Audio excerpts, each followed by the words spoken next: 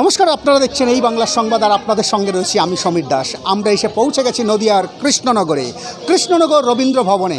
আজ এই রবীন্দ্র ভবনে নদিয়া জেলার বিভিন্ন যে চিত্রশিল্পীরা রয়েছে, উদীয়মান চিত্রশিল্পীরা, তাদেরকে আজকে এই রবীন্দ্র ভবন থেকে আজ সংবর্ধনা জ্ঞাপন করেছে সুরভারতী সঙ্গীত কলা কেন্দ্র। আমি কথা বলে নেব এখানে যে শিমুরালী শিল্পকলা কেন্দ্রের বেশ কিছু ছাত্রছাত্রীরা তারা আজকে এই রবীন্দ্র ভবনে তারা পুরস্কৃত হয়েছে। এবং যেহেতু 1997 সাল থেকে এই শিমুরালী শিল্পকলা কেন্দ্র তারা গুটি গুটি পায়ে আজ মহিরুহে পরিণত হয়েছে, তো এখানে 72 জন টোটাল এখানকার যে উদীয়মান চিত্রশিল্পী তারা পুরস্কৃত হয়েছে।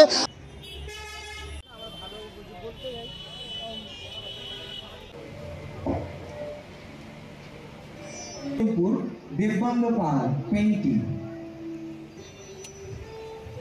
যে অবধি নাম ঘোষণা করেছি Nabanita Saha recitation colour Karimpur colour যদি উপস্থিত থাকেন ব্যাক স্টেজের অরিজিনাল সুপৌমি সিংহরায় সায়নী বর্ণী শিবম ইন্দিরা।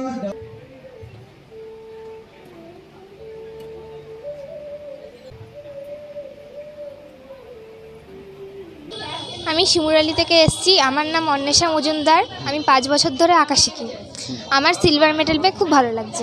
তুলি বিশ্বাস ইন্দিরা ডান্স একাডেমি কল্যাণী, অনিশা বসাক তুলি কল্যাণী, চন্দ্রানী মণ্ডল, সুদীপা কুণ্ডু।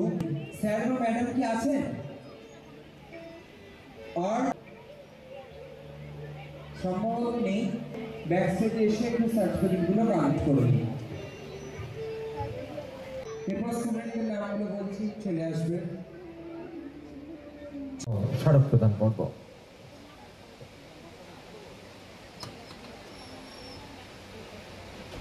সুদীপা কুণ্ডু, পলাশ মজুমদার, রোহিণী মৃধা মান্না, দেবনী মান্না, নিশা কুমারী রায়। আমি কথা বলবো আরেকজন ছাত্রীর সঙ্গে। আমি দেখতে পাচ্ছি, আমার চিত্র সাংবাদিককে দেখাতে বলবো যে গোল্ড মেডেল আমরা দেখতে পাচ্ছি, গোল্ড মেডেল অ্যাচিভ করেছে। কি নাম তোমার? স্নেহা হালদার। কোথা থেকে এসছো? শিমুরালী থেকে। কি বলবে? খুবই ভালো লাগছে। এটা আমার প্রথমবার এরকমভাবে জেলার মধ্যে ফার্স্ট হওয়া, তো একটা খুবই গ্রেটফুল লাগছে যে আমি এরকম পেয়েছি, তো এত বড় মঞ্চ আমি পেয়েছি আমার স্যারের জন্য, তো খুবই ভালো লাগছে। সাহেবলাল রজক, সায়নবাগ, অরিত্র মাঝি সরকার, আয়ুষ কুমার ধর, বিদিশা বিশ্বাস, অ্যারিনা মজুমদার, আবির বিশ্বাস।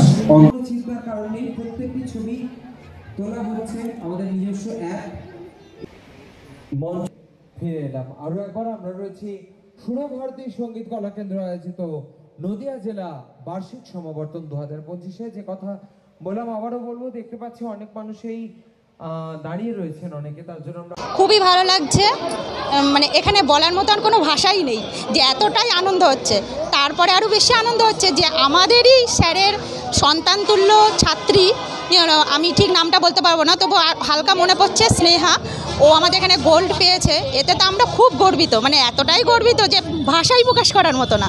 তার সঙ্গে আমাদেরই ব্যাচে একটা ছাত্রী পেয়েছে হলো সিলভার, সেখানেও আমরা খুব মানে এতটাই, আমি তো বলার কোনো ভাষাই পাচ্ছি না। তো যাই হোক, আমার মেয়ে বছর প্রথম পেয়েছে সার্টিফিকেট, তো তাতেও আমি খুব আনন্দিত হয়েছি। আর কিছুই বলেনি স্যার, তো স্যারের একটা স্টুডেন্টকে তাদের নিজের সন্তানের মতো আঁকাই। এখানে আমি অনেক ছোট থেকে আমার মেয়েকে দিয়েছিলাম স্যারের কাছে, তো আমি স্যারকে পেয়ে ধন্য। আপনার নাম পরিচয়? মুনমুন দাস, শিমুরালী থেকে। অসংখ্য ধন্যবাদ। আপনারা দেখতে পাচ্ছেন যে আজকে রবীন্দ্র ভবনে অর্থাৎ কৃষ্ণনগর রবীন্দ্র ভবনে আজ সাজো সাজো রব। আজকে জেলার কয়েক হাজার আজকে যে উদীয়মান যে শিক্ষার্থীরা, যে শিল্পীরা বিভিন্ন বিষয়ে, যারা গান, নাচ, আঁকা, আবৃত্তি, বিভিন্ন বিষয়ে যে উদীয়মান যে চিত্রশিল্পীরা এবং বিভিন্ন শিল্পীরা তারা আজকে এখানে এসছে, তাদেরকে আজকে সম্মাননা জ্ঞাপন করেছে। আমরা কথা বলবো যে এখানে যারা অতিথি হিসাবে এসছে তারাই বা কী বলছেন। আমি অত্যন্ত গর্বিত বোধ করছি, কারণ আমি সাংস্কৃতিক চর্চা আমি একদম ছোটোবেলা থেকেই করছি। আমি এখনও পথ চলার এটাকে সঙ্গী বলে মনে করি। তো মানুষকে সুস্থ রাখা, তার শারীরিক ও মানসিক সুস্থতার একটা মাত্রই উপায় হচ্ছে সাংস্কৃতিক চর্চা। সেটা সঙ্গীতই হোক, নৃত্যই হোক, কবিতা বা নাটকই হোক, যে যেভাবেই করবে।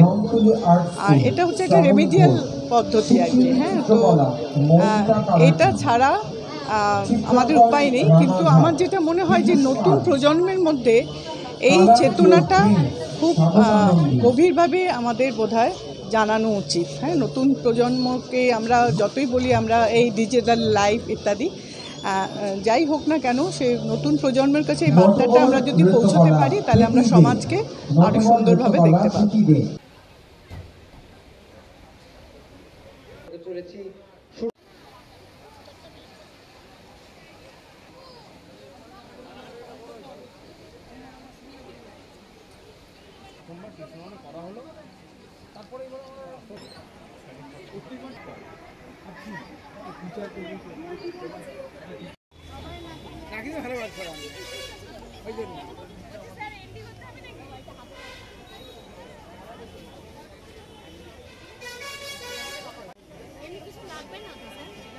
ঠিক আছে।